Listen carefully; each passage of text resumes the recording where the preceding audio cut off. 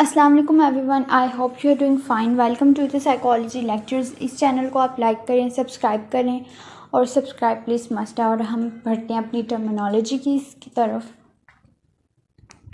Phobia होता है persistent fear, किसी भी स्पेसिफिक ऑब्जेक्ट या किसी भी एक्टिविटी या किसी भी सिचुएशन के रिलेटेड एक परसिस्टेंट फियर होता है। ये फोबिक स्टिमुलस भी उस चीज़ को कहा जाता है। आउट ऑफ प्रोपोर्शन उस चीज़ से कोई ख़तरा महसूस होता है कि वो जो सी है वो काफ़ी ख़तरनाक वो ऑब्जेक्ट हमें लगती है, वो सिचुएशन लगती है कि हमें फ़ौरन से उस चीज़ का ख्याल या उस चीज़ का हमारे सामने आना, उस चीज़ से अवॉइड करने की कोशिश करते हैं और काफ़ी ड्रामेटिक वे में हम उसे अवॉइड करने की कोशिश कर रहे होते हैं, लेकिन फिर भी हम उस चीज़ को अवॉइड नहीं कर पा रहे होते।